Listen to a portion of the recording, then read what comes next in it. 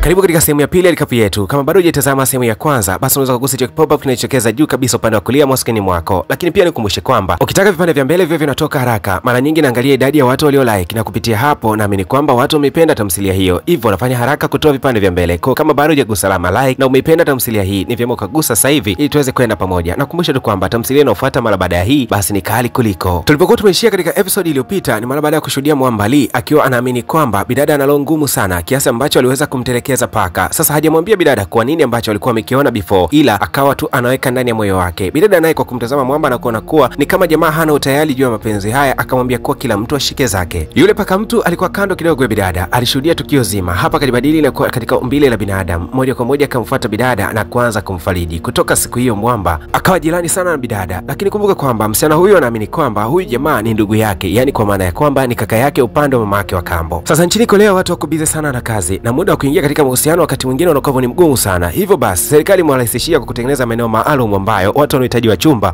wanajikusanya katika maeneo hayo, na mara baada tu mnapokutana na kujifikiria kwamba mnaweza mkaanzisha mahusiano, basi mahusiano yenu yanaanza rasmi. Sasa Bibi Soha hakutaka kabisa kupoteza muda mara baada ya kuachana na Mwamba Lee. Moja kwa moja katimba katika maeneo hayo ili aweze kutafuta mchumba, lakini ajabu ni kwamba alikutana na Miao katika maeneo hayo, naye akiwa anatafuta mchumba, kitu ambacho kabaki na washangaza wote, kwani huyu ni mtoto wa mama wa kambo na huyu ni dada mtu. Kwa hiyo wakaona tu waahirishe zoezi hilo na kwenda kufanya shopping ya baadhi ya vitu. Wakiwa wanarudi nyumbani wakutana na Mwamba Lee, na namna walivyokuwa na tabasamu na kufurahi, basi jamaa kaamini kabisa hawa ni wapenzi. Siku ile walimzuga tu kwa kusema kwamba huyu ni kaka mtu, mtoto wa mama wa kambo. Basi kwa hasira sana Mwamba Lee akaongea kwamba najua kwamba tumeachana, lakini ule paka naomba umpeleke kwa mtu mwingine. Bidada akawa na noma kabisa, akiwa ameambatana na Mwamba Miao. Moja kwa moja akawa ametimba katika maeneo nyumbani ili waweze kumchukua paka huyo na kumsafirisha kwenda katika sehemu nyingine. Lakini wamefika tu, Mwamba Miao akaanza kumwambia bidada, kumwambia kwamba naomba kitu chochote ambacho unakimiliki niweze kukimiliki. Na lengo la kumwomba bidada kitu hicho, aliamini kwamba pindi atakapokuwa na kitu chochote ambacho kinamilikiwa na udada atabakia kwa binadamu daima, na hata kama akipelekwa sehemu nyingine basi atabakia katika umbile la binadamu. Upande wa pili Mwamba Lee anaendelea kuhangaika kwa watu ambao wanafuga paka, hapa akitafuta namna ambavyo anaweza kumkabidhi paka huyo katika sehemu nyingine. Lakini huyu jamaa alipokuwa amemtembelea akamwambia kwamba nina paka wangu ambaye ni mjamzito kwa sasa, kwa hiyo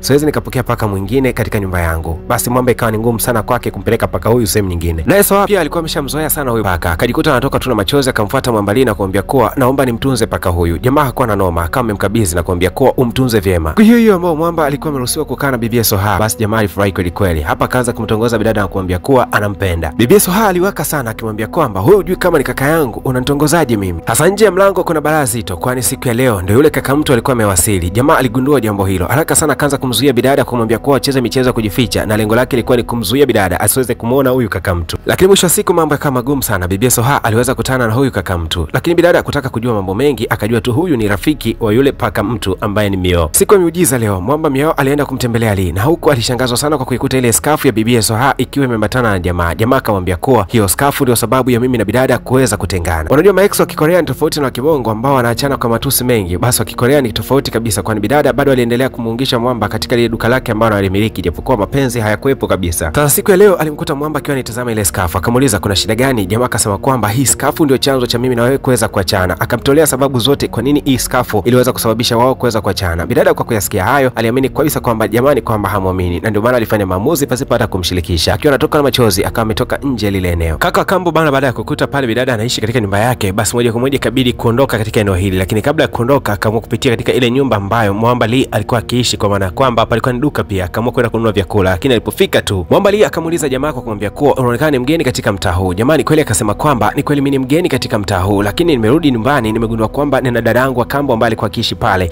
Sasa kwa bahati mbaya anaishi na mwanaume, nikaona si vyema niendelee kuishi hapo. Nimeamua kwenda kutafuta eneo jingine la kuweza kuishi, lakini si mbaya kwa sababu ni dada yangu na namheshimu na nampenda pia. Mwamba Lee ikabidi kudadisi kwa makini zaidi nyumba ipi ambayo umesema unaishi. Basi katika kuelekezwa, mwisho wa siku jamaa kagundua kuwa ni katika nyumba ile ile ambayo Mwamba alikuwa amekutana pia na bidada na wakawa wameachana siku za hivi karibuni. Moja kwa moja Mwamba Lee akatimba katika mjengo wa bibie, na huko alimkuta jamaa na kumuuliza kuwa wewe jamaa ni nani. Lakini dakika hiyo hiyo tu anapouliza, bibi alikuwa na hali mbaya kidogo. Jamaa akampatia maji na kuweza kuondoka eneo hilo. Wakati Lee anaendelea kumhudumia bidada, alihisi kana kwamba chumba cha pili kuna mtu alikuwa anamchungulia. Alipoingia katika chumba hicho akashangazwa kukuta kuwa kulikuwa na paka tu. Mbona ni kama niliweza kuona mtu, lakini baadaye akampotezea na kuendelea na issue zake. Wakiwa wameketi kupiga story, mara ghafla kuna mbao ulikuwa unaanguka kutokea juu kwenda kumpiga bidada Soha. Mwamba akabadilika na kuwa mtu na hapa kaenda kumsaidia. Jamaa alishangaa sana, na hapa akambana sana Miao na kumwambia kwamba katika shingo yako kuna hichi kidani ambacho kilikuwa katika paka. Wewe ni nani? Jamaa kama kueleza ukweli kwa kusema kwamba yeye si kaka yake na Soha, hivyo anampenda sana bidada na wakati mwingi alikuwa akimfukuzia. Kuanzia hapo uadui kati yao ukawa umeongezeka sana. Japokuwa baada ya ile kidani ikawa imeishia pale, wakaanza kuzungumzia mada ya haya mahusiano yao. Baadaye inaonekana bidada Soha akiwa ameketi sehemu fulani peke yake, kando yake akiwepo yule paka. Ghafla binivu yule paka kama ametoweka, ikabidi kumtafuta Lee, na hapo akaanza kumtafuta huyo paka amewapi alikuelekea. Lakini kumbe alikuwa jamaa mmoja ambaye anakusanya paka wanaozurura mitaani, na hapa alikuwa muiba paka huyu, lakini alipokuwa amemfungia ghafla binivu paka yule akabadilika na kuwa binadamu wa kawaida. Jamaa alibaki anamshangaa paka huyu, asiamini kabisa haya anayoyaona. Ugomvi mzito ukaibuka kati yao, kwani mwamba alikuwa anataka paka wengine wote waweze kufunguliwa katika hivi banda, lakini jamaa alikuwa anakataa. Basi ngumi zikaendelea kupigwa maeneo haya, lakini wakati huo huo wakawa wamekuja Lee pamoja na bibi Soha kuja kumtafuta paka wao, na kweli waliweza kumkuta, lakini jamaa alikuwa ameshajibadilisha na kwa paka tena, alikuwa ameumia katika mguu. Haraka sana wakamchukua huyu paka, lakini huyu jamaa mmiliki wa hichi kibanda alikuwa na siri ndani ya mtima wake kuliona kwamba kumbe kuna paka na uwezo kubadilika na kwa binadamu. Kiufupi ni kwamba aliweza kuona paka mtu. Baadaye kidogo akiwa amerudi nyumbani, bibi Soha alikuwa ameketi na mwamba na kila wakati alikuwa anafurahia sana uwepo wake. Sasa siku ya leo kitu cha kushangaza kidogo, alikuwa amepokea simu kutoka kwa yule mama wake wa kambo akimwambia kwamba anafurahi kwa sababu unaishi vizuri na kaka yako hapo katika nyumba hiyo, kitu ambacho bidada akiwa kimemfurahisha. Bibi akavunja ukimya na kumwambia Miao, kama usingekuwa kaka yangu basi ningekupenda, hakika ninakupenda kweli. Miao hakutaka kupoteza muda kabisa, akamwambia kuwa mimi si kaka yako. Hapo hapo akaanza kumkisi bidada. Baada ya kumlamba bibi kisi, alikuja kando kidogo ya mji huku akitafakari namna gani ataweza kuendesha maisha yake ya kimapenzi pamoja na bidada Soha, kwani baada ya kisi tu alihisi kabisa wameshakuwa wapenzi. Sasa hapa alipokuwa ameketi kulikuwa na paka, lakini ghafla binivu yule paka akabadilika na kuwa mwanamke mmoja mzee sana ambaye akamwambia mwamba, nilitamani sana kuingia katika mahusiano lakini nimeshindwa kuingia kwa sababu sisi paka tuna maisha mafupi zaidi kuliko binadamu, hivyo binadamu wana maisha marefu. Nikaona si vyema niingie katika mahusiano ambapo nitazeeka haraka na kupoteza maisha yangu ghafla tu. Baada ya kusikia maneno haya, mwamba alikatika sana moyo na hakuamini kabisa kwamba eti hawezi kuishi na bidada kwa muda mrefu. Ikabidi kwenda mpaka nyumbani kwa mwamba Lee, na hapa akaamua kumfungukia ukweli na kumwambia kwamba mimi ni paka mtu, kuna wakati nabadilika kwa paka na kuna wakati nabadilika na kwa binadamu, na ndio maana siku ile ulinikuta na kile bracelet katika eneo langu la shingo, ni kweli kabisa mimi ni paka. Alipomweleza mwamba kila gobaga kila kitu, jamaa akamshauri kwamba ni vyema basi ungemwacha bidada aende kuishi maisha yake, sio lazima mpaka awe na mimi, lakini ni vyema tu akaishi maisha yake, kwani maisha yako mafupi unaweza ukawa si mtu ambaye ungestahili zaidi kwa naye. Miao akatoka na moja kwa moja akapanda juu ya paa hapa akiwa na bidada, akamwambia kuwa ninatarajia kusafiri siku za hivi karibuni, nitasafiri kwa kipindi chote cha msimu wa barafu kitakapoisha, kisha baada ya hapo nitarejea kama Mungu akisaidia. Basi bidada alijisikia huzuni sana kuyasikia maneno hayo, akasema kuwa sijui kwa nini kila ninayempenda mara tu baada ya kisi huwa anaondoka, na anapoondoka huwa harudi kamwe. Lakini kabla ya kuondoka akaamua kumtoa bidada out kwa kumnunulia baadhi ya vitu vingi sana. Bidada alikuwa amefurahia sana. Sasa kitendo hichi mwambalia kila anapokitazama anajisikia hali ya wivu. Siku ya leo akaamua kuchacharuka kabisa na kwenda kumfuata bidada Soha ili aende kumweleza ukweli, lakini ajabu ni kwamba alimkuta bidada akiweko pamoja na Miu. Akamwambia kuwa Miu, ulitakiwa wewe umeondoka hapa. Bidada akashangaa, wewe ni nani unaweza kumpangia mpenzi wangu siku ya kuondoka? Lakini mwamba kabla hajaendelea kufunguka, ngumi zikaanza kupigwa hapa ndani. Kabidi haraka sana bibi aweze kumfukuza mwambali na kumtoa nje, kitu ambacho kamhuzunisha zaidi mwamba kwa kujua kwamba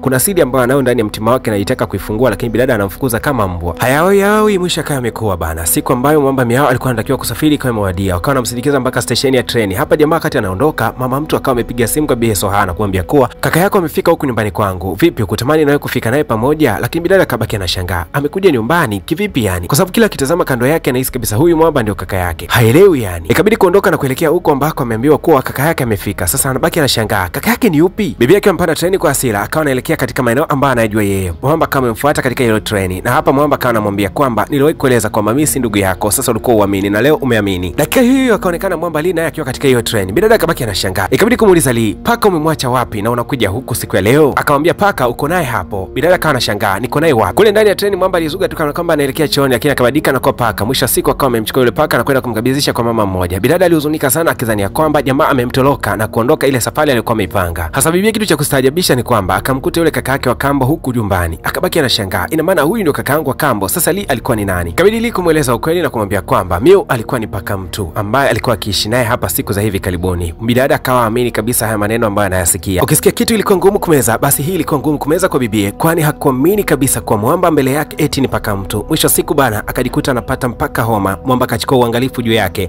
Alipoamka tu akamwambia kuwa ni wakati gani na wakati upi ambao ulikuwa unabadilika na kwa binadamu. Bidada akajibiwa kwa kusema kwamba mimi nilikuwa nabadilika kwa binadamu nyakati tu ambazo ni jinsi mpweke, na mara tu uliposogelea jirani yangu basi nikabadilika na kwa binadamu. Sikuwa na uwezo kubadilika kwa binadamu wakati wote kutoka nilipozaliwa mpaka hii leo. Bibi akamwambia kuwa ni kitu gani kingine ambacho hujawahi kuniambia katika maisha yako? Mwamba akamwambia kuwa kitu ambacho sijawahi kuambia ni kwamba nina muda mchache sana wa kuishi katika hii dunia. Zawadi pekee ambayo Bibi Soha aliona mwamba huyu anastahili ni zawadi ya upendo, na katika kitu ambacho aliamua kufanya ni kuhakikisha kwamba anamfurahisha nyakati zote atakazokuwa kiishi hapa duniani, kila wakati ukazidi kwa pamoja. Sasa katika kitendo hiki kikamfanya mwamba aendelee kunywa kahawa kwa wingi zaidi, kwani kuna wakati itakiwa kulala kama paka. Siku moja bidada moja kwa moja akamchukua mwamba na kumpeleka kwa marafiki zake, huku walikuwa wakifurahi sana, lakini hawa wakauliza, huyu ni nani yako? Bidada kabaki ameduaa tu, anatakiwa mtambulishe, je, ni mpenzi wake au la? Kabla hata ya kujibu, Mwamba kama ajisikia vibaya, hali ya usingizi mkali sana, akawa ametoka kidogo kando ya hapo na kubadilika kwa paka, na mwisho wa siku akawa amelala. Bidada moja kwa moja kambeba na hapa akarudi naye kwenda nyumbani. Ghafla Binivu, yule mtu anayehusika na ufugaji wa paka, akawa amejitokeza katika eneo hili. Anakumbuka kipigo alichokuwa amepigwa na jamaa. Hapa akamwambia bidada kwamba naomba huyu paka, kwani nataka nimpeleke mahali ambako kuna paka wana uwezo wa kubadilika na kuwa binadamu. Bibi Soha akakataa kabisa wazo hili, na moja kwa moja ugomvi ukawa ni mkubwa sana, kwani Mwamba alikuwa anamng'ang'ania paka huyu. Mwisho wa siku bidada akawa amefanikiwa kumnyakua huyu paka. Moja kwa moja akawa amemkimbiza mpaka hospitalini. Daktari akasema kuwa huyu paka anatakiwa kupumzika muda mwingi, kwani hata umri wake wa kuendelea kuishi duniani bado ni mchache. Bidada alijisikia vibaya sana kwa kusikia maneno haya ya daktari. Aliporudi nyumbani akaamua kuandika barua ya kuacha kazi, na hapa muda mwingi akawa anatumia akiwa na Mwamba. Bidada Soha alimtoa Mwamba nje kidogo ya mji. Hapa walikuwa wameketi pamoja, na hapa walikuwa wakipiga story mbili tatu, lakini Mwamba katikati ya story akaingiza story ya huzuni akisema kwamba hivi unajua kwamba hii ni mara yangu ya mwisho mimi kubadilika kwa binadamu? Bidada alimpiga makisi kama chizi na kumwambia kuwa bakia hivyo hivyo binadamu. Jamaa akamwambia bidada, kama ningelijua kuwa kubadilika kwa binadamu kuna ukomo wake na maisha yangu ni mafupi duniani, kama nisingeweza kukupenda, lakini nimekupenda nikiwa sijui kitu chochote kile, nisamee Soha. Baada ya kuzungumza haya, Mwamba kabadilika na kwa paka, na hii ndio kama mara ya mwisho Mwamba kurudi kwa binadamu. Bidada akaendelea kuvumilia kumsubiria Mwamba na akiamini kwamba iko siku jamaa atabadilika na kwa binadamu. Akaendelea kuishi naye, akafungua mgawa mkubwa sana katika mtaa huu. Lee alikuja na kumchumbia mara nyingi tu, lakini bado bidada alikuwa anaendelea kukataa. Kwa kipimo hichi cha uaminifu, Mwamba siku moja siozaniwa alibadilika na kwa binadamu. Sasa bwana akawa ni mpenzi rasmi, na hapo akafunga ndoa, na mwisho wa siku wakaishi pamoja kama mume na mke. Mpaka kufika hapo, ziada initolewa wapi? Nikukumbushe tu kwamba tamthilia inayofuatia tangazo lake hili hapa. Kama unavyojua kuwa binadamu hatuchagui kuzaliwa na madhaifu, mwanamke huyu alizaliwa akiwa kiziwi, kwa maana ya kwamba alikuwa hana uwezo wa kusikia. Bahati nzuri ni kwamba alikuwa na kipato kikubwa sana, kwani alikuwa ni mkurugenzi wa kampuni moja kubwa sana,